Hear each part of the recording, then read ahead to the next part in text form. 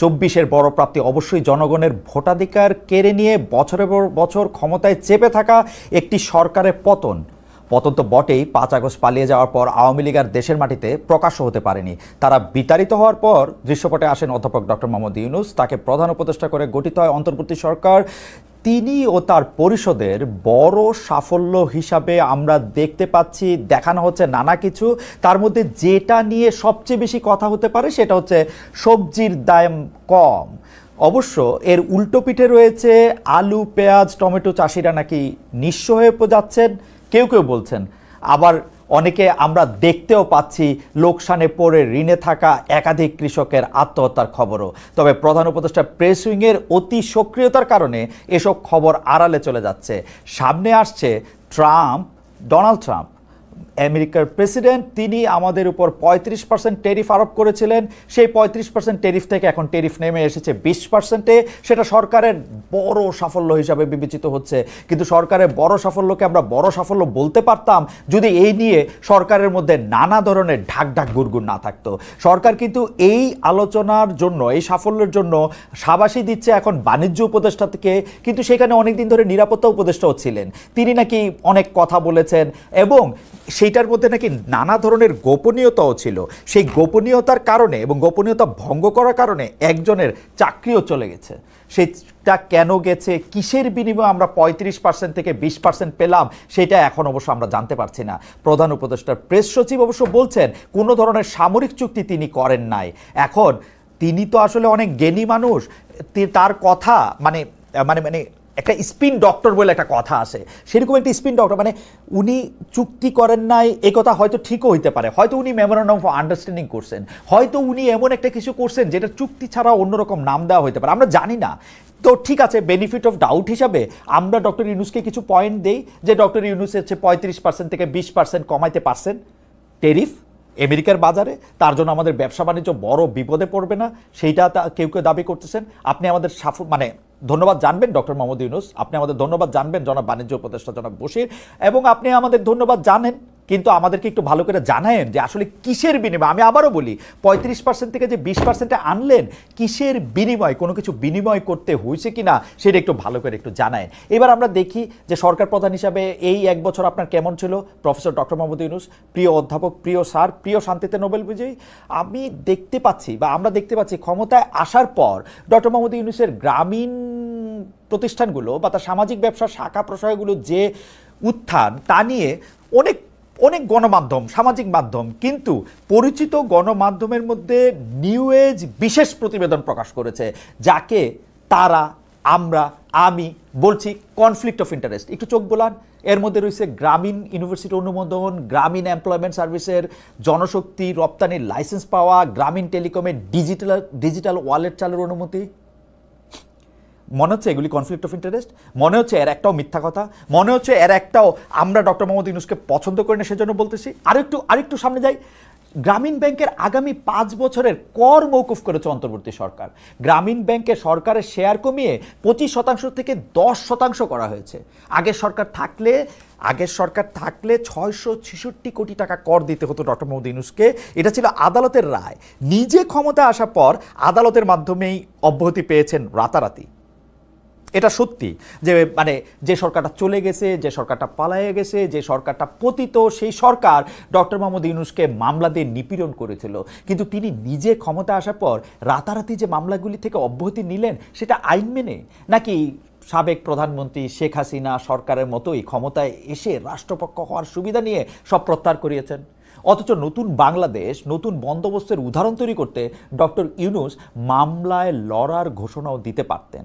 লড়াইয়ের পর জিতলে মামলাগুলো মিথ্যা, সেটা বেশি প্রমাণিত হতো। অনেকেই বলে থাকেন যে বিএনপি ক্ষমতা থাকলে বগুড়া, আওয়ামী লীগ ক্ষমতা থাকলে গোপালগঞ্জ, এরকম করে নাকি অন্তর্বর্তীকালীন সরকার ও চট্টগ্রাম। এই কথা কি আসলে ঠিক? অন্তর্বর্তীকালীন সময় কি চট্টগ্রাম গোপালগঞ্জের জায়গা বা বিএনপির সময়কার বগুড়ার জায়গা নিছে? আমরা তো জানি না তেমন কিছু, কিন্তু দুই একটা খবরের দিকে আপনারা দৃষ্টি দেন। এই সরকারের যে উন্নয়ন বরাদ্দ, যে এডিপি, সেইটার অর্ধেকের বেশি এই বছর চট্টগ্রামের জন্য অর্ধেক, অন্তত অর্ধেকের বেশি না হোক, অর্ধেকের বেশি চট্টগ্রামের জন্য। প্রথম 10 মাসে সে এডিপির 1,12,000 কোটি টাকার ব্যয় অনুমোদন করা হয়েছে শুধুমাত্র চট্টগ্রামের জন্য। মানে 1,12,000 কোটি টাকা যে ব্যয় অনুমোদন করা হয়েছে, এই উন্নয়ন বরাদ্দের অর্ধেকের মানে অর্ধেক ব্যয় হবে রাজধানী চট্টগ্রামের জন্য। এটা কি কোইন্সিডেন্স যে ডক্টর মোহাম্মদ ইউনূসের বাড়ি চট্টগ্রাম? সরকার গঠনের শুরু থেকেই ডক্টর মোহাম্মদ ইউনূসের বিরুদ্ধে স্বজনপ্রীতির একটা, আমি অভিযোগ বলবো না, এটা অভিযোগ না, এটা স্বজনপ্রীতি প্রশংসাও হইতে পারে যে আপনি আপনার স্বজনের জন্য ভালো, যে তার স্বজনের জন্য ভালো সে তো ভালোই। কিন্তু ডক্টর মোহাম্মদ ইউনূসের ব্যাপারগুলো আপনারা দেখেন, এটা কখনো আত্মীয় প্রীতি, কখনো গ্রামীণ ব্যাংক প্রীতি, কখনো চট্টগ্রাম প্রীতি। ডক্টর মোহাম্মদ ইউনূস স্বাস্থ্য উপদেষ্টা হিসেবে নিয়েছেন গ্রামীণ ব্যাংকের নূরজাহান বেগমকে, প্রধান উপদেষ্টার কার্যালয়ে এসডিজির মুখ্য সমন্বয় করেছেন ইউনূস সেন্টারের লামিয়া মুর্শেদকে, নিজের ভাতিজাকে নিয়োগ দিয়েছেন প্রধান উপদেষ্টার প্রেস উইংয়ে। ক্ষমতায় এসে প্রধান উপদেষ্টা শুরু থেকেই বলছেন ছাত্ররা তাকে ক্ষমতায় বসিয়েছেন, এটা জুলাই মিত্রদের বিভাজন উস্কে দিয়েছে। তিনি সমন্বয়কদের রাজনৈতিক দল গঠনে উৎসাহ দিয়েছেন, যার কারণে এনসিপিকে সরকারি দল কিংস পার্টি বলা আরও সহজ হয়েছে। যখনই তিনি মনে করেছেন যে না তিনি আর কি বলে জানি আর ক্ষমতায় থাকবেন না, তখন তিনি ডেকে বলছেন এনসিপিকে। যখন তিনি বলছেন যে না তার রাজনৈতিক দলগুলির সাথে কথা বলা দরকার, প্রথমে তিনি মাত্র 4 জনের সঙ্গে কথা বলবেন, সেই 4টি পার্টির মধ্যে যে পার্টিটি এখনও অনুমোদন পায় নাই সেই এনসিপিকে ডাকা হয়েছে। এই জুলাই আন্দোলনের master mind, meticulous design, reset button এসব বলে ডক্টর ইউনূস মূলত ষড়যন্ত্র তথ্যকে উস্কে দিয়েছেন পতিত রেজিমের লোকজনের কাছে। এইটার ফল আমরা আজকে দেখতে পাচ্ছি। আজকে আমরা দেখতে পাচ্ছি কখনো নাহিদ বনাম সাদিক কায়ুম, কখনো আসিফ বনাম আর্মি, কখনো উমুক বনাম তুমুক, এগুলি একজনের বিরুদ্ধে। মাহফুজ সাহেব এই সরকার একজন উপদেষ্টা, তার কথাই আপনি ধরেন, তিনি একটা স্ট্যাটাস দিলেন এরকম, নতুন একটা রাজনৈতিক দল বা তার সার্কেলকে ইঙ্গিত করে বললেন, একদম স্পষ্ট, ইঙ্গিত না একদম স্পষ্ট করে বললেন যে এদের সবাই যখন খাই খাই করতেছে একজন শুধু না খায়া রয়েছে, সেই জন্য তার বিরুদ্ধে অভিযোগ করা হয়েছে। পরে আবার তিনি এটা আবার বাদ দিলেন। এই যে কথিত মাস্টার মাইন্ডকে সামনে নিয়ে আসার বিষয়টা এই বিএনপি জামায়াত সহ জুলাই আন্দোলনের অন্য কোনো স্টেক হোল্ডার পছন্দ করে নাই। কোনো অস্থায়ী সরকার, তত্ত্বাবধায়ক সরকার, খেয়াল করেন, কোনো অস্থায়ী সরকার, তত্ত্বাবধায়ক সরকার, জরুরি অবস্থা সরকার কখনোই জাতীয় নির্বাচন নিয়ে কোনো অনিশ্চয়তা তৈরি করে নাই। ডক্টর মোহাম্মদ ইউনূস অনিশ্চয়তা তৈরি করতেছে না, কিন্তু তিনি কেমন যেন একটা রেঞ্জ রাখেন, ডিসেম্বর থেকে জানুয়ারি, এপ্রিল মাস, ফেব্রুয়ারি মাস, সেইটা আবার কার সাথে কথা হইলে কিরকম, সংস্কারের পরে আবার সংস্কার কমিশনের সাথে কথা না কয়েই কিন্তু তারপর আবার এটা তিনি বলেন। আসলে যখন যেইখানে বৃষ্টি হচ্ছে তখন সেখানে ছাতা ধরার একটা প্রক্রিয়ার মধ্যে তিনি আছেন। মানে আবার আরেকটা জিনিস খেয়াল করেন যে ধরেন যেই সরকার, আগের সরকার, তাদের কিন্তু এক ধরনের ভালো পিআরের দরকার আছে, কারণ তারা জনগণের কাছ থেকে ভোট পাবে না, ভোটের জন্য যাবে না। তাদের যত বেশি ভালো পাবলিক রিলেশনস, যত বেশি ভালো কথা বলা যাবে, তত তাদের জন্য এরকম সুবিধা। সেই জন্য তারা পিআর উইংকে খুব স্ট্রং করে। ডক্টর মোহাম্মদ ইউনূসের কি আসে যায়, উনি কেন এরকম পপুলিস্ট হতে চান, তিনি কেন পিআর দিয়া শুধু ভালো হতে চান? এমন পপুলিস্ট কথা এমন অনেক সময় তিনি বলেন যেগুলির মধ্যে দিয়ে পরে তিনি এর করতেও পারেন না, এর থেকে আবার ফিরাও আসেন। গত বছর ঈদের সময়, গত বছর না মানে 1 বছর হয় নাই আর কি, এরকম একটা সময় ঈদের সময় রোহিঙ্গারা আগামী ঈদ ওইখানে করবে এরকম কথা মনে আছে তো, এখানে একটা করিডোর করবে এই কথা নিয়ে তারপর অনেক যখন আলোচনা হয়েছে তখন তিনি বললেন সবাই নাকি সর্বত মিথ্যা কথা বলতেছে। জাতীয় নির্বাচন নিয়ে কথায় আসি, জাতীয় নির্বাচন নিয়ে আসলে জাতীয় নির্বাচন নিয়ে এক ধরনের মানে আমরা জাতীয় নির্বাচন নিয়ে এক ধরনের আমি এটাকে কেমনে বলি, জাতীয় নির্বাচনে এক ধরনের অনিশ্চয়তার কথা আমি কেন বললাম, কারণ হচ্ছে অনেক মানুষই এই প্রশ্ন করতেছে নির্বাচন কি যথাসময়ে হবে। সরকারের প্রেস উইংয়ে 100 বার কইতে হয়েছে ডক্টর মোহাম্মদ ইউনূস যেটা বলছেন তার বাইরে যাবেন। এখন ডক্টর মোহাম্মদ ইউনূস আসলে কি বলছেন, জাতীয় নির্বাচনের মাধ্যমে ক্ষমতা হস্তান্তরের জন্য তিনি টাইমলাইনটা কি ঠিক করছেন, তিনি কি আসলে নির্বাচন চান, ক্ষমতা ছাড়তে চান? সবশেষ তিনি মানে কিছু পলিটিক্যাল পার্টিদের সাথে আলাপ কইরা সেই পলিটিক্যাল পার্টি আইসা ঘোষণা করলেন 4-5 দিনের মধ্যে একটা খুব গুরুত্বপূর্ণ ঘোষণা আসবে, নির্বাচনের তারিখই আসবে এরকমই বলা যেতে পারে। কিন্তু সেই ঘোষণা কিন্তু প্রেস উইং বললো না, এবং প্রেস উইং নাও করলো না যে না এরকম কোনো আলোচনা হয় নাই। আমরা কিন্তু 4-5 দিন পার হয়েছে, আমরা কিন্তু এখনো কিছু জানতে পারে নাই। বিএনপি যখন ডিসেম্বরে নির্বাচনের দাবিতে চাপ দিচ্ছিল তখন ডক্টর ইউনূস এনসিপি নেতাদের ডেকে বললেন তিনি ক্ষমতা থেকে সরে যেতে চান, এনসিপি নেতাদের ক্যাবিনেটেও বিষয়টি তুলেছিলেন। এইগুলি আচরণ কি সরকারি, মানে আবার লন্ডনে গিয়া আরেকটা পার্টির মানে জনাব তারেক রহমানের সাথে উনি দেখা করে আইসা বললেন ইলেকশন হইলে ফেব্রুয়ারিতে হইতে পারে। আবার বিদেশি সাংবাদিকদেরকে যখন তিনি মানে কেন তার এই সংস্কার প্রস্তাব, কেন এইসব তার ভালো ভালো কথা তিনি পলিটিক্যাল পার্টির কাছে ছেড়ে দেন না, এই প্রশ্নের উত্তরে তিনি বিদেশিকে বলে আসলেন বাংলাদেশের লোকজন আসলে এত বেশি কেয়ার করে না কার নির্বাচনের ইশতেহার কেমন, বাংলাদেশের লোকজন কেয়ার করে হচ্ছে কে টাকা দিতেছে তাকে ভোট দিয়ে দেয়। সত্যি আপনি এরকম মনে করেন? মানে যে টাকা দিতেছে তার এরকম ভোট দিয়ে দেয়? আমার ধারণা আপনি এরকমই মনে করেন, এবং এই মনে করাটা মানে আমি যে আপনাকে খুব বাদ দিয়ে দিব যে না বাংলাদেশের মানুষ কোনোদিন টাকা দেয় ভোট দেয় না, ভোট বাংলাদেশের মানুষ পবিত্র আমানত মনে করে, এইটা আমি মনে করতে পারি না। মনে হয় আপনি ঠিকই বলতেছেন। এখন পলিটিক্যাল পার্টিগুলি তো এই কাজই করবে, তাই না? টাকা দিবে, বাংলাদেশের লোকজন তো এমনই, তাই না? টাকা দেওয়া ভোট দিয়ে দিবে, তাহলে ভোট দিয়ে না, আপনি থাকেন। আপনি তো ভালো দেশ চালাতেছেন, কিন্তু ভালো দেশ কি চালাইতেছেন আসলে? যেসব বাংলাদেশি লোকজনের কাছে আপনি সাক্ষাৎকার দিচ্ছেন এর মধ্যে প্রধান হচ্ছে নিউ এজের সম্পাদকের সঙ্গে সে সাক্ষাৎকার, সেই সাক্ষাৎকারের ক্ষেত্রে, কারণ এছাড়া এটার আমি কেন প্রধান করতেছি, অনেকেই আপনার সাক্ষাৎকার কিন্তু নিছে, সেই সাক্ষাৎকারের মধ্যেও প্রবণতা প্রশ্ন নয় প্রশংসা করতে এসেছি এরকম মনে হয়েছে। তো নুরুল কবির সাহেব যে সাক্ষাৎকার নিছে সেই প্রশ্নের জবাবে কিন্তু আপনি অকাতরে নিজের ব্যর্থতা, অক্ষমতা, অসহায়ত্ব নানাভাবে ব্যাখ্যা করছেন। এই এক বছরে আপনি ডক্টর মোহাম্মদ ইউনূস একটু তাকান, আপনি পৃথিবীর সব দেশ মানে আপনার আগের আরেকজন বাঙালি নোবেল পাইছিলেন যার নাম রবীন্দ্রনাথ ঠাকুর, ইনি আমি শুনছিলাম 18 বার নাকি 20 বার এই পৃথিবী প্রদক্ষিণ করছেন, আপনি মনে হয় কয়েকশো বার পৃথিবী প্রদক্ষিণ করছেন, তাই না? আপনার তো পৃথিবীর কোনো দেশে থাকার জন্য, যাওয়ার জন্য আপনার আলাদা কোনো আগ্রহ থাকার মানে কথা না আর কি, জাস্ট খালি বিদেশে ঘোরার জন্য। কিন্তু এই এক বছরে আপনি বিদেশ সফরে যে গেছেন এর মধ্যে 10 বারের বেশি গেছেন। এর মধ্যে রাষ্ট্রীয় সফর আছে, আবার কিছু সফর আমার দেখে মনে হয়েছে ব্যক্তিগত পুরস্কার নেওয়া, মাঝারি মানের কিছু সরকারি রাষ্ট্রীয় কর্মকর্তাদের সাথে অংশগ্রহণ করা, এনজিও ধারার কিছু সম্মেলন ইত্যাদি ইত্যাদি। এগুলিকে রাষ্ট্রীয় সফর হিসাবে দাবি করছে অন্তর্বর্তী সরকার, কিন্তু এগুলি কি আসলে রাষ্ট্রীয় সফর ছিল কিনা সেটা নিয়ে আমাদের ঘোরতর সন্দেহ আছে।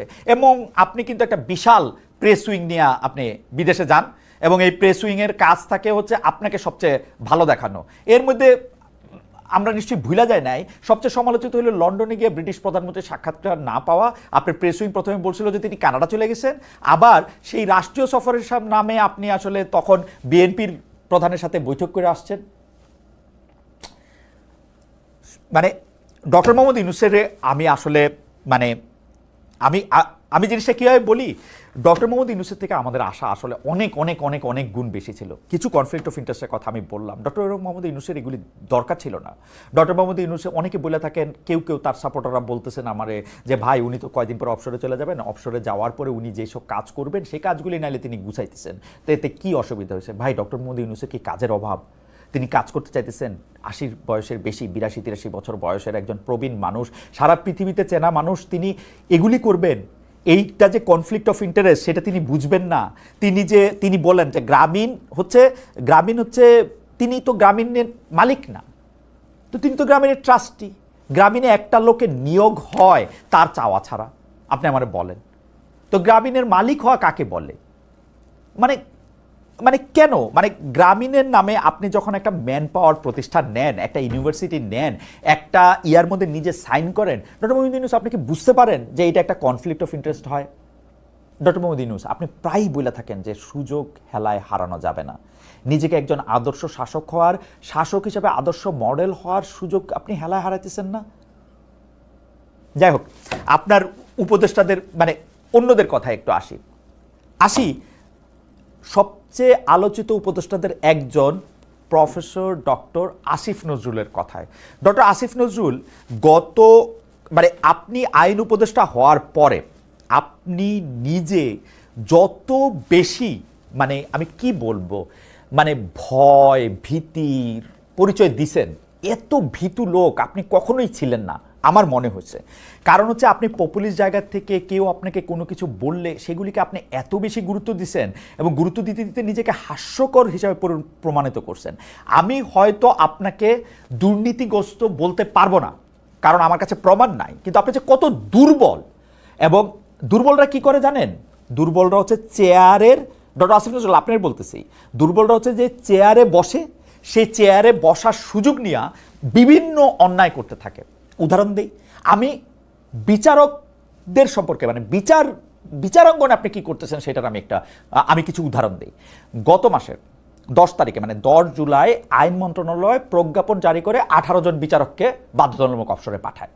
তাদের বাধ্যতামূলক অবসর দেওয়া হয়েছে সরকারি কর্মচারী অধ্যাদেশ 2018-র 45 ধারা অনুযায়ী। অথচ আইনটির 3 ধারায় স্পষ্ট বলা আছে এই আইনটি বিচারকদের ক্ষেত্রে প্রযোজ্য হবে না। প্রফেসর আসিফ নজরুল, আপনি শুনতে পাচ্ছেন? আপনার এই আইন বিচারকদের ক্ষেত্রে প্রযোজ্য হবে না। আইনটা আবার পড়েন, দেখবেন ওখানে লেখা আছে এই আইনটি বিচারকদের ক্ষেত্রে প্রযোজ্য হবে না। তো যে আইন বিচারকদের জন্য প্রযোজ্যই নয়, এই আইন অনুযায়ী আপনি বিচারকদের চাকরি নট করে দিচ্ছেন কিভাবে?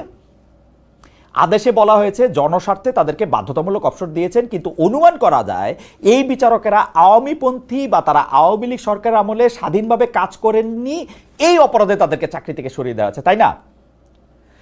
আপনি যে তাদের সম্পূর্ণ গায়ের জোরে চাকরিটা নট করে দিয়া এটা প্রমাণ করলেন না যে বিচারকরা স্বাধীন নয়? এটা প্রমাণ করলেন না যে বড় সরকার চাইলে যে কোনো বিচারককে যখন তখন চাকরি থেকে অপসারণ করতে পারে? যাদের স্বাধীনতাই নাই তাদেরকে আপনি শাস্তি দিতেছেন স্বাধীনভাবে কাজ না করার অপরাধে। এটা কেমন কথা? সাবেক প্রধানমন্ত্রী বিচারপতি ABM খায়রুল হককে গ্রেফতার করেছেন হত্যা মামলায়, অথচ মুখে বলতেছেন উনার অপরাধ হইল এই যে উনি তত্ত্বাবধায়ক সরকার ব্যবস্থার রায় দিয়ে বাতিল করেছেন এবং রায় টেম্পারিং বা জালিয়াতি করেছেন, তো উনাকে রায় জালিয়াতির মামলায় প্রসিকিউট করেন, রায় টেম্পারিং করার অপরাধে ওনাকে শাস্তি দেন। তা না করে আপনারা তাকে গ্রেফতার করলেন মার্ডার কেসে, যেটা আমরা সবাই জানি যে একটা মিথ্যা মামলা। রায় টেম্পারিং করা অপরাধ, কিন্তু মিথ্যা মামলায় কাউকে গ্রেফতার করা, মিথ্যা মামলায় সাজা খাটানো অপরাধ না? সেই অপরাধ আপনি এখনো করতেছেন না। শুধু বিচারপতি খায়রুল হক কেন, অনেককেই আপনারা গ্রেফতার করতেছেন মার্ডার কেসে, হাজার হাজার নিরীহ মানুষকেও আপনারা গ্রেফতার করতেছেন মিথ্যা মামলায়। যার বিরুদ্ধে অভিযোগ দুর্নীতির তাকেও গ্রেফতার করতেছেন মার্ডার কেসে, বেশিরভাগ ক্ষেত্রে মিথ্যা মার্ডার কেসে অথবা সবগুলি ক্ষেত্রে মিথ্যা মার্ডার কেসে। আইন উপদেষ্টা ডক্টর মোহাম্মদ আসিফ নজরুল, আপনাকে বলতেছি, গতকালও সাংবাদিকদের আপনি বললেন আপনার সুন্দর বাচনভঙ্গি দিয়ে, সুন্দর শব্দচয়ন দিয়ে, যে এই সরকারের প্রধান 2টা ব্যর্থতা, এক হচ্ছে মব নিয়ন্ত্রণ করতে না পারা, 2 হচ্ছে মিথ্যা মামলা নিয়ন্ত্রণ করতে না পারা। তো এই মিথ্যা মামলা নিয়ন্ত্রণ করা তো আপনার দায়িত্ব ছিল। আপনি যতই বলেন যে মামলা বা থানা পুলিশ স্বরাষ্ট্র মন্ত্রণালয়ের অধীন, কিন্তু আপনি তো আইন উপদেষ্টা। কি আইনি উপদেশ দিলেন আপনি সরকারকে? বিচারপতি খায়রুল হককে মিথ্যা মার্ডার কেসে গ্রেফতার দেখানো যাবে না, এই উপদেশ কি আপনি দিয়েছিলেন স্বরাষ্ট্র মন্ত্রণালয়কে? নাকি উনি যে রায় টেম্পার করছেন এইটা যদি আপনার আদালতে গিয়ে ফাইট করতে হইতো, তাহলে আপনাকে যে পরিমাণ কাজ করতে হইতো, আপনার যে পরিমাণ এক্সপার্টিস থাকতে হইতো, সেটা আপনার নাই, ঠিক না? বা আপনি সেই পথ দিয়ে হাঁটেন নাই। উনি যেই অপরাধ করছেন, যেটা আপনি বলতেছেন আমরা দেখতেছি, সেই অপরাধে ওনার বিচার হোক। এটা যদি ওনার অপরাধ হয়, আপনার আইন কর্মকর্তারা সেইটা নিয়ে ফাইল তৈরি করুক। কিন্তু আপনি দেখেন আপনার আইন কর্মকর্তারা, আপনার পাবলিক প্রসিকিউটররা তো আপনার আইন মন্ত্রণালয়ের লোক, তাই না? তারা কিন্তু বিপুল উৎসাহে আদালতে গিয়া মিথ্যা মামলাগুলিতে আদালতে রিমান্ড প্রার্থনা করতেছেন, জামিনের বিরোধিতা করতেছেন। এগুলি আপনার মন্ত্রণালয়ের কাজ না? তারা গিয়ে বলতেছেন না যে হ্যাঁ ABM খায়রুল হক মার্ডার করছে, অমুক মার্ডার করছে? যদি আপনারা মুখে বলতেছেন যে এগুলি মানে এই মিথ্যা মামলা, মব, এগুলি আপনার সরকারের সবচেয়ে বড় ব্যর্থতা। সবচেয়ে, আবার বলি, সম্পূর্ণ বেআইনিভাবে 18 জন বিচারককে বাধ্যতামূলক অবসর দিয়া, চাকরি নট করে দিয়া, কিরকম ভয়ের আবহাওয়া আপনি তৈরি করছেন বিচারকদের মধ্যে, আপনার কোনো আইডিয়া আছে? সব বিচারক এখন এমন ভয়ে আছে যে যে কোনো সময় যে কারো চাকরি নট হয়ে যেতে পারে। ভাই, সবাই তো আপনার মতো এরকম না যে চাকরি আজকে নট হয়ে গেলে কালকে গিয়া অন্য কিছু করে করতে পারবে। কারো এরকম ইচ্ছা নাও থাকতে পারে, কারো এরকম NGO করা, কোনো রকম বিশ্ববিদ্যালয় অধ্যাপনা করা, এগুলি তো নাও তার থাকতে পারে। তো এই ভয় নিয়ে এই কোনো বিচারক স্বাধীনভাবে কাজ করতে পারে? কোনো একটা মিথ্যা মামলাতেও ন্যায় বিচার করতে পারবে? আপনি দেখেন উচ্চ আদালতে, একটু আপনি খেয়াল করে দেখেন, উচ্চ আদালতে বিচারক নিয়োগ সংক্রান্ত একটা অধ্যাদেশ আপনারা জারি করেছেন। সেই অধ্যাদেশের আওতায় উচ্চ আদালতের বিচারক বাছাই করার জন্য একটা কমিটিও গঠন করে দিয়েছেন। পত্রিকার খবরে পড়ে জানলাম। যে বিচারক নিয়োগের জন্য 53 জন আগ্রহী প্রার্থীর ইন্টারভিউ নিয়েছে বাছাই কমিটি। 300 জনের বেশি আবেদন করেছিল, তার মধ্যে থেকে শর্টলিস্ট করা হয়েছে 53 জন। কোন ক্রাইটেরিয়নে, কোন যোগ্যতার ভিত্তিতে তাদের শর্টলিস্ট করা হইলো আমরা তো জানতে চাই। আমরা কিন্তু শুনতে পাইতেছি, আপনিও যদি আপনার কানটা আগের মতো খোলা থাকতো তাহলে আপনিও কিন্তু শুনতে পাইতেন যে যোগ্যতর অধিক কোয়ালিফাইড বা সিনিয়রদের বাদ দিয়ে সম্পূর্ণ সাবজেক্টিভ স্যাটিসফ্যাকশনের ভিত্তিতে শর্টলিস্ট করা হয়েছে। পুরো প্রক্রিয়াটার ভিতরে স্বচ্ছতা তো কোথাও নাই। আমরা সেই আগের তিমিরে আছি বলে মনে হচ্ছে। বিচারাঙ্গনের অবস্থাটা হচ্ছে এরকম। আর বাকি কথাগুলি আমি আপনারে না বললাম জনাব আসিফ নজরুল, আপনি আমার খুব প্রিয়, আপনি আমার সাংবাদিকতাতেও আপনি অনেক দিন বা বেশ কিছু গুরুত্বপূর্ণ কাজের জন্য আপনি স্মরণীয় হয়ে থাকবেন। কিন্তু আপনার এই সময়টা, এই যে 1 বছরের কাছাকাছি সময়টা আপনি আবার একটু রিভিজিট করেন। যদি আপনি কিছু নম্বর দিয়ে আপনি দেখেন তো বিচার বিভাগটা আপনি কি করছেন, কি করতে চাইছেন বা কি করছেন একটু দেখেন, হ্যাঁ প্লিজ।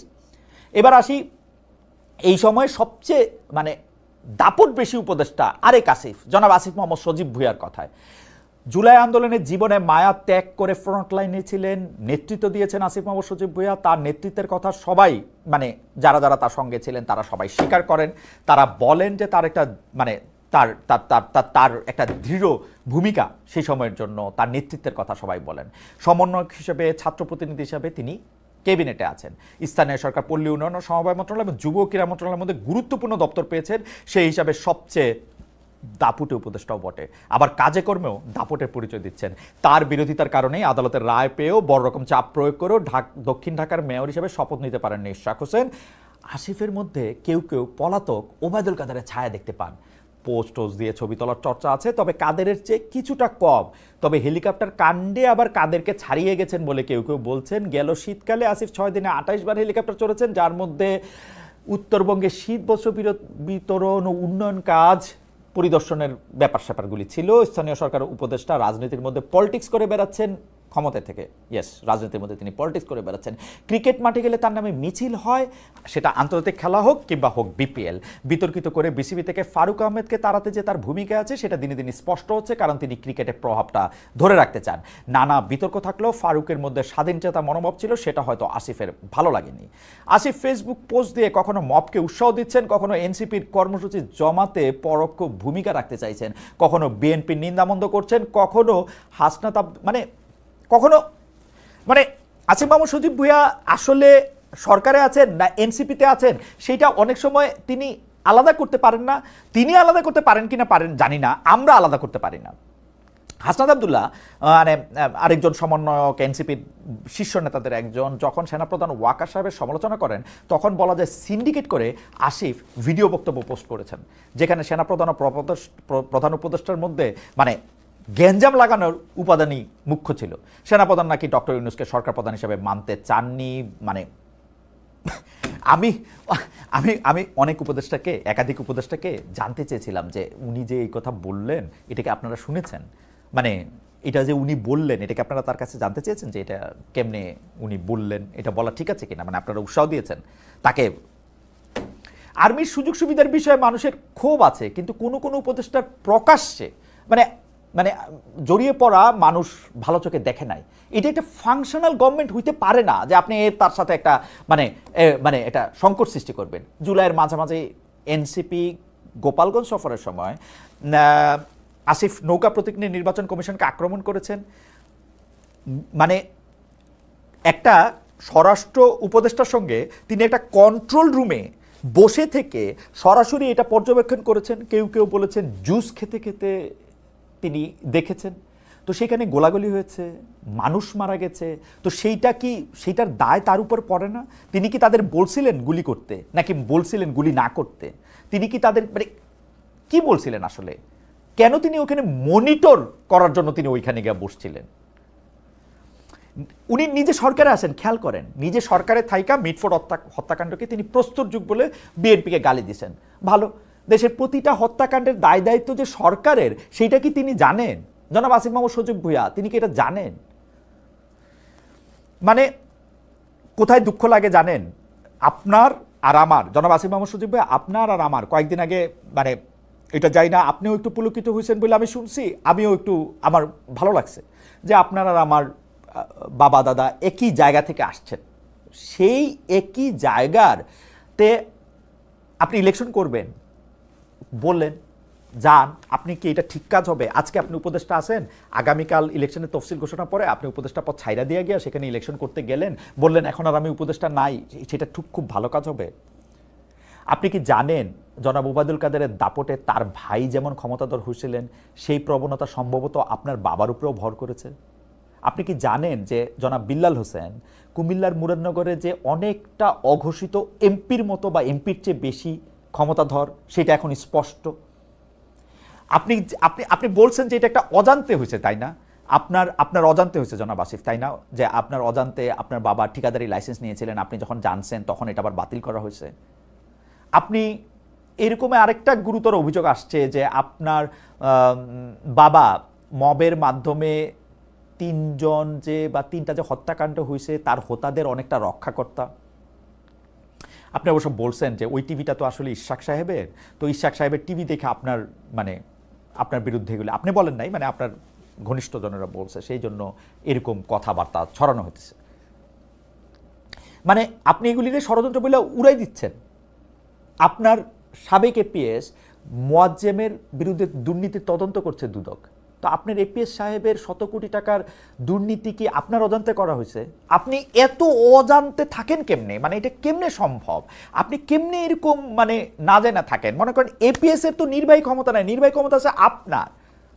আপনি কেমনে মানে মানে মানে মানে কেমনে না জানতে পারলেন যখন আপনার যে আপনার এপিএস আপনার উনি যখন মানে দুর্নীতি করেন?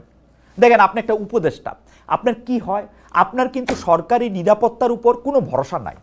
তো ভরসা যে নাই তার জন্য আপনি অস্ত্রের লাইসেন্স নিছেন, সেই অস্ত্রের ম্যাগাজিন আবার ভুল কইরা বিদেশে যাওয়ার সময় আবার নিয়ে যান।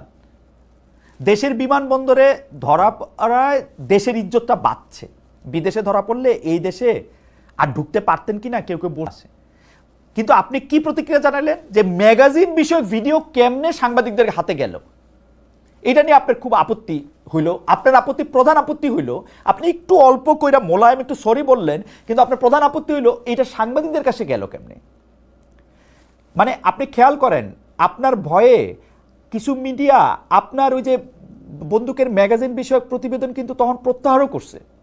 আপনি চিন্তা করে দেখেন তো একবার, আপনিও একটু আপনার নিজের দিকে তাকান জনাব আসিফ মাহমুদ সজীব ভূঁইয়া।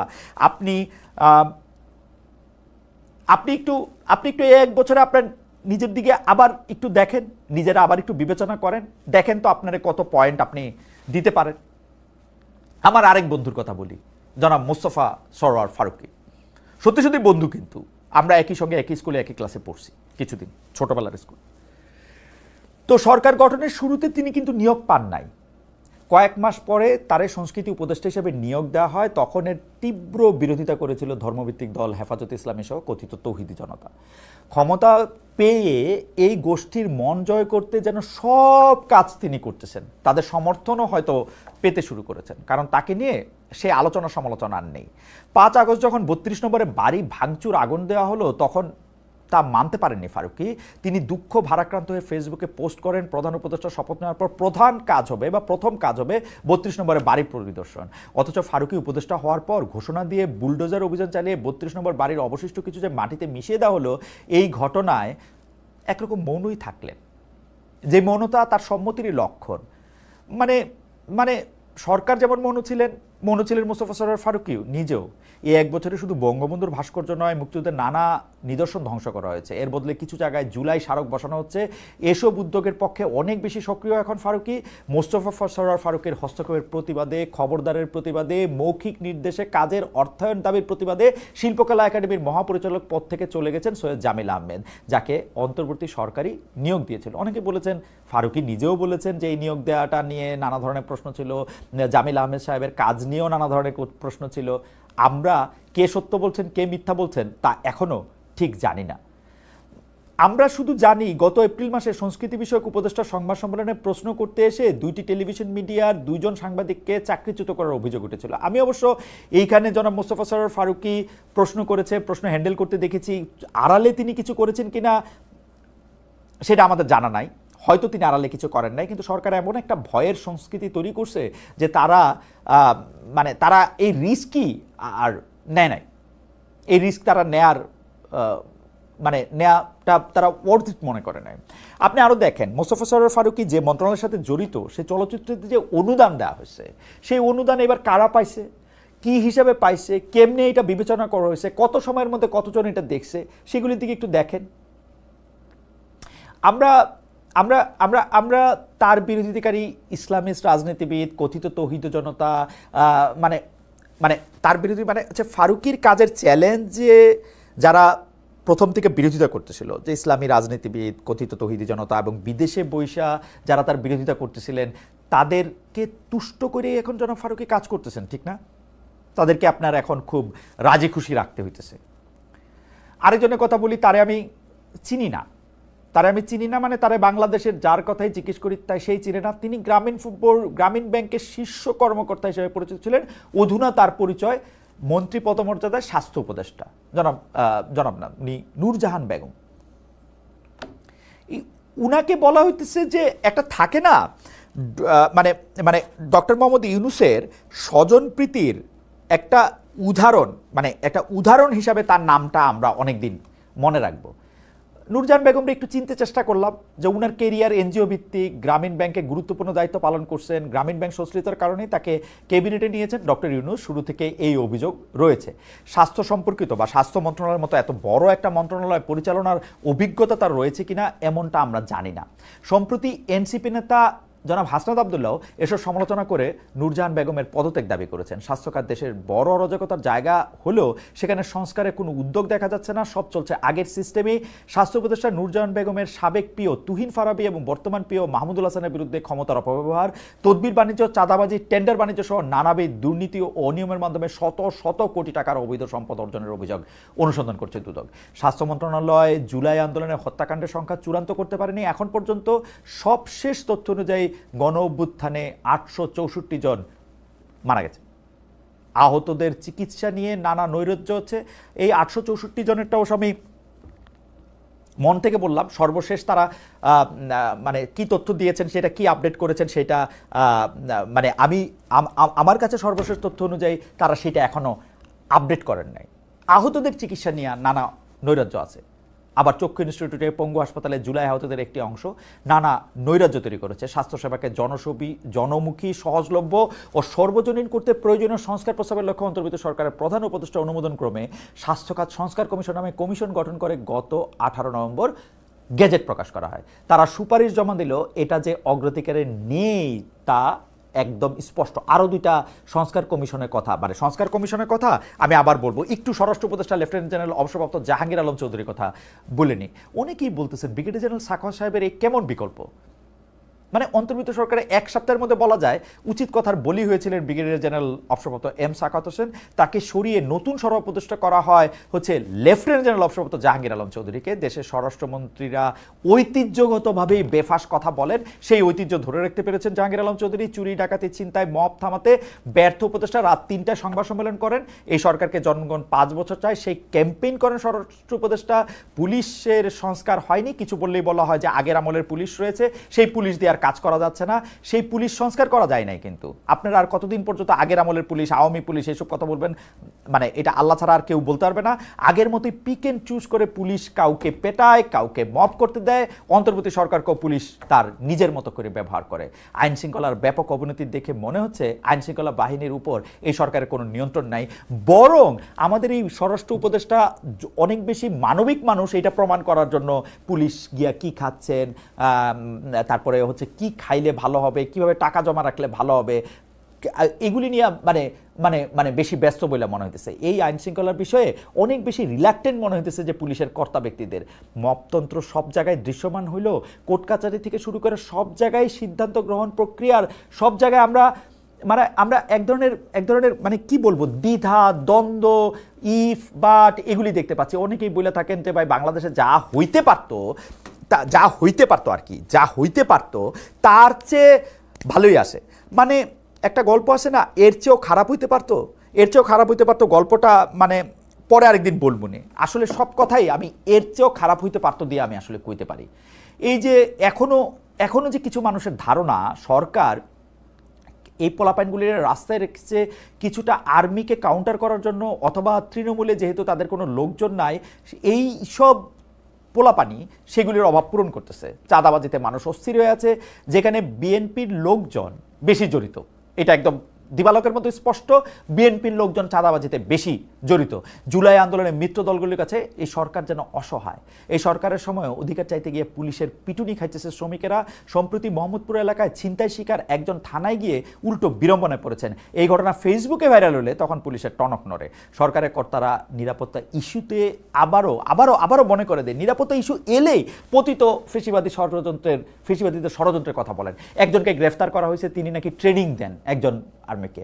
ভাই আওয়ামী লীগের সরকার, শেখ হাসিনা সরকার পুরাটা আর্মি, পুরাটা পুলিশ, পুরাটা র্যাব, পুরাটা বিজিবি সবারই লয়ে তো বৈশা ছিল। এখন এই 500 জন 300 জনের লয়ে ট্রেনিং দিয়ে আপনি করে ফেলাই দিব, এইগুলি গপ্প আপনারা এখন করবেন? ক্রসফায়ার করাটাই আপনার মনে করে দিই, ক্রসফায়ার করাটাই মানবাধিকার লঙ্ঘন? ব্যাপারটা এরকম না।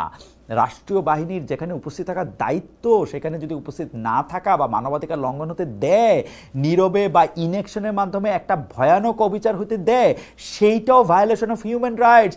আপনাদের হিউম্যান রাইটস কমিশন, যেটা একটা আন্তর্জাতিক কমিশন, সেটা আপনাদের নিয়ে কি বলছে? এই যে শ্রদ্ধেয় সরকাররা, এই যে শ্রদ্ধেয় সরকার প্রধানরা, ডক্টর মোহাম্মদ ইউনূস স্যার, এটা খেয়াল করে দেখেন। অন্য সময় হইলে কইতো, যে সরকারে তাকে সে কইতো যে এটা পয়সা দিয়ে করানো হয়েছে। আপনারা এটা এখনো বলেন নাই, কিন্তু এগুলি বাড়াবাড়ি কথা বা এগুলির পাতাটা মানে মজার ব্যাপার কি, ডক্টর মোহাম্মদ ইউনূস আপনি যখন ক্ষমতায় আসছেন তারপর দিন থেকে আপনি বলে আসছেন যে আপনি আমার সমালোচনা করেন, কোনো অসুবিধা নাই। সমালোচনা করলে কোনো অসুবিধা কেমনে থাকবে? আপনি তো সমালোচনা কান দিয়ে নেনই না, আপনি তো আমাদেরকে আধা পয়সা পাত্তা দেন না। আপনার যেই সময় আপনার বলতে ইচ্ছা করে, করতে ইচ্ছা করে, সেইটা আপনি করেন। যেমন আপনি একটা নারীদের মান মর্যাদা অধিকার নিয়ে আপনি একটা নারী বিষয়ক সংস্কার কমিশন করছিলেন। আপনি সেই সংস্কার কমিশনের যে রিপোর্ট, সেইটা পড়ে আপনার কাছে মনে হয়েছে যে এটা মারাত্মক ভালো রিপোর্ট। তারপরে যখন এই রিপোর্টটা নিয়ে আপনি একটা ব্যাকলেশ খাইলেন, অনেক রকমভাবে আপনি একটা প্রতিবাদ দেখলেন, এনসিপির বড় বড় নেতারা গিয়ে ওইখানে গিয়ে বসে থাকলো, আপনি বুঝলেন যে এখন আর এটার কোনো খবর নাই। আছে কোনো খবর? আপনি আপনি আপনি মানে আপনি আপনি ওইটার কই আসলে ওই আপনি যেটা কইছিলেন যে একটা অসাধারণ একটা রিপোর্ট, একটা অসাধারণ কমিশন, ওইটা রিপোর্ট কই? আপনি যে একটা জনপ্রশাসন সংস্কার কমিশন করছিলেন, একটা জনপ্রশাসন সংস্কার কমিশন, ওইটার রিপোর্টটা কই? ওই রিপোর্টটা কই আপনি বলেন তো? আপনার প্রেস সচিব যে আমাদেরকে বুঝায়, কেমন জানি উনি ডিকশনারি লয়ে বোঝার মতো বলে, এটা হচ্ছে মব, এটা হচ্ছে প্রেশার গ্রুপ। আপনারা প্রেশার গ্রুপকে আপনি মব দিয়া আটকাতে পারবেন না। মাইলস্টোন ইয়াতে গিয়া যখন আপনি আটকায় থাকলেন, ওটা প্রেশার ছিল না মব ছিল? আপনি বলেন তো, প্রেশার গ্রুপ ছিল না মব ছিল? বলছেন আপনি এটা? আপনি বলছেন যে ভাই এটা ছাড়া যে মানে কি বলে কোনো রকম বল প্রয়োগ করা ছাড়া যে আমরা 9 ঘন্টা পরে এসছি, এইটাই আমাদের সবচেয়ে বড় কথা। আপনি এই জনপ্রশাসন সংস্কার কমিশনে আপনি অনেকগুলি প্রস্তাব করছিলেন, কেউ কইছিল যে এগুলি ভালো প্রস্তাব, অনেক কিছু দেখা টেকা এই প্রস্তাব করা হয়েছিল। এগুলি আপনি কেন করেন নাই? এগুলি করেন নাই কারণ হচ্ছে আপনি আমলাদের ভয় পান, আমলাদের কিছু কিছু জিনিস পছন্দ হয় না, সেজন্য করেন নাই। কিন্তু এই জনপ্রশাসন সংস্কার কমিশনের কিছু কিছু জিনিস কিন্তু আবার এটা আপনারা করতেছেন না। সেগুলি কি জানেন? আঞ্চলিকতা এবং এনজিও নির্ভরতাগুলি। কোথাও কোথাও পাবলিক টয়লেট বানানোর হিসাব নিকাশ, কোনো জায়গায় বিভিন্ন এনজিওর ওগুলি আপনাদের মানে প্রায়োরিটিতে এখন পড়ছে। জনপ্রশাসন যাতে রাজনৈতিক দলের হাতিয়ারে পরিণত না হয়, সেইটা নিশ্চিত আপনি কেমনে মানে ওইটা কীভাবে করছেন? আসলে এই সরকারও দলীয় সরকারগুলির মতো দুর্নীতির অভিযোগ মুক্ত না, এইটা হলো আসল কথা। আগের তত্ত্বাবধায়ক সরকারগুলো, এটা অবশ্য তত্ত্বাবধায়ক সরকার না, ওনারা হচ্ছেন ইন্টারিম গভর্নমেন্ট, অন্তর্বর্তীকালীন সরকার, সুতরাং ওনারা এর থেকে আলাদা। আগের তত্ত্বাবধায়ক সরকারগুলির সাথে তার তুলনা দেওয়া যাবে না। মির্জা ফখরুল ইসলাম আলমগীর সম্প্রতি বলেছেন, ব্যবসায়ীরা তার কাছ থেকে অভিযোগ করতেছেন আগে ঘুষ 1 লাখ টাকা দিতে হইতো, এখন দিতে হয় 5 লাখ টাকা। এই কথা কিন্তু দুর্নীতি দমন কমিশনের যে প্রধান আছেন তিনিও কইতেছেন যে আগের ঘুষ আর পরের ঘুষ নেওয়া। কোনো কড়া পদক্ষেপ নেওয়া হয়েছে? প্রশাসনে, সচিবালয়ে, বিভিন্ন সরকারি প্রতিষ্ঠানে এই ছাত্র প্রতিনিধি নামে সমন্বয় পরিচয়ে তদবির বদলি বাণিজ্য কি থেমেছে? মোট কথা প্রশাসনের সকল পর্যায়ে যে দৌরাত্ম্য আমরা দেখতে পাচ্ছি তার কোনোটাই কি থেমেছে? মানে এই এই এই যে এই যে এই যে এই যে এই যে অরাজকতা, এই অরাজকতাটাকে আপনি দেখতে পাচ্ছেন? শুনেন, আপনি মানে আমাদের একজন প্রিয় নেতা, অনেকেরই প্রিয় নেতা মাওলানা ভাসানী, তিনি কাকমারি সম্মেলন, আপনি মনে আছে তো? কাকমারি সম্মেলনে মনে তো নিশ্চয়ই থাকবে, আপনি ইতিহাস খুব ভালো করে পড়েন, আপনার যাদের কথা বললাম তারাও খুব ইতিহাস ভালো করে পড়েন। কাকমারি সম্মেলনে শাসকদের উদ্দেশ্যে বলছিলেন যে আপনারা যদি এরকম চালায় যান তাহলে কিন্তু আমাদের একটা আসসালামু আলাইকুম দিতে হবে।